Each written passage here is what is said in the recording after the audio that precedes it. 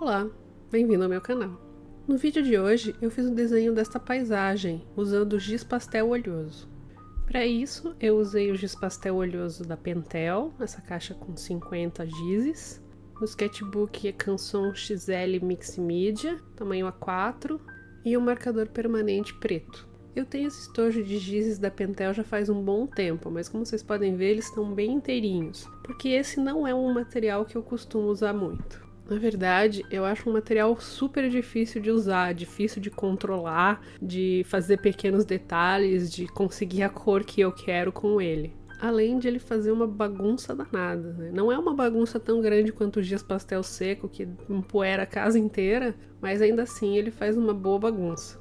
Mas recentemente eu tenho me interessado novamente por esse material e tenho tentado fazer alguns desenhos com ele. Eu tentei alguns retratos até chegar à conclusão de que eu não consigo fazer retrato com este material. Então, depois de dar uma estudada, assistir alguns vídeos no YouTube e algumas ideias no Pinterest, eu cheguei à conclusão que talvez ele seja um material mais favorável à paisagem. Mas esse desenho do vídeo de hoje é, na verdade, a primeira tentativa de paisagem que eu fiz usando giz pastel oleoso. Como vocês podem ver, no começo eu tento esfumar as cores usando uma toalha de papel. E eu desisto logo disso e acabo decidindo usar o giz branco para esfumar as cores e misturar as cores. Até porque eu não queria cores muito escuras, muito densas nessa paisagem, eu queria cores mais em tons pastel. Então essa mistura usando o giz branco acabou dando super certo para o resultado que eu queria nesse desenho.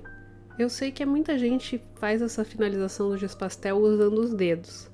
Podem me chamar de fresca, mas eu não gosto de fazer essa finalização com os dedos, eu não gosto de sujar minha mão inteira para fazer o desenho. Eu fico agoniada e com vontade de lavar a mão a cada 30 segundos.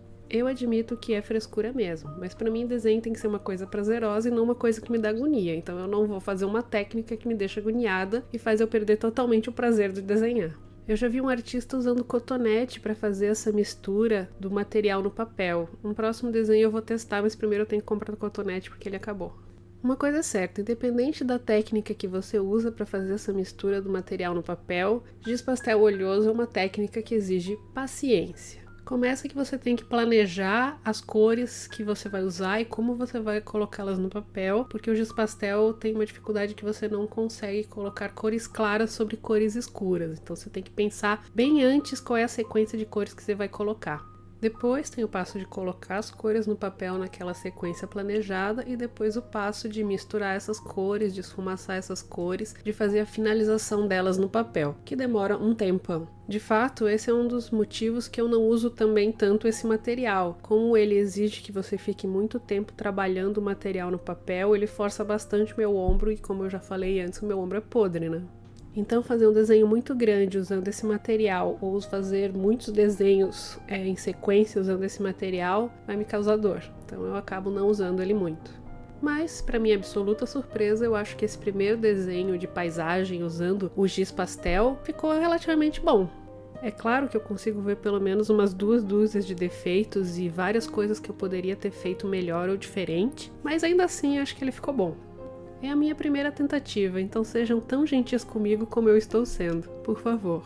Uma coisa que eu gostei particularmente nesse desenho é que eu usei como referência uma foto que eu mesma tirei há algum tempo atrás. Eu costumo usar bastante a internet, principalmente o Pinterest, como fontes de imagens de referência para desenho.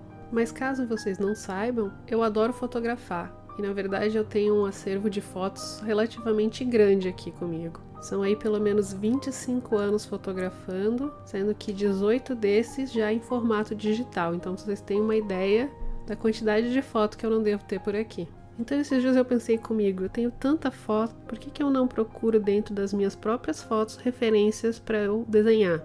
Que melhor maneira de fazer um desenho ser absolutamente, inteiramente original meu do que usando uma referência que eu mesma fotografei. Assim, a partir de agora vocês vão começar a ver mais desenhos aqui no canal baseados em imagens e fotos que eu tirei. Eu simplesmente não entendo como eu não tive essa ideia antes. Um acervo gigantesco à minha disposição de fotos originais minhas que eu não preciso me preocupar com direitos autorais nem nada disso. A foto que eu usei de referência para esse desenho foi tirada em uma viagem de trabalho. Estava no meio da estrada, anoitecendo. Eu achei as cores bonitas, peguei o celular e tirei a foto. Simples assim. Além de muitas fotos de paisagem e principalmente de pôres do sol, eu também tenho muitas fotos de viagem, de lugares que eu já conheci e muitas fotos de flamenco também, e eu vou usar todas elas para fazer desenhos a partir de agora. Bom, era isso que eu tinha para falar para vocês hoje. Eu espero que vocês tenham gostado do desenho e do vídeo. Se vocês gostaram, não esquece de deixar o seu like e de se inscrever no canal para mais vídeos de arte. Vejo vocês na próxima. Até mais. Tchau!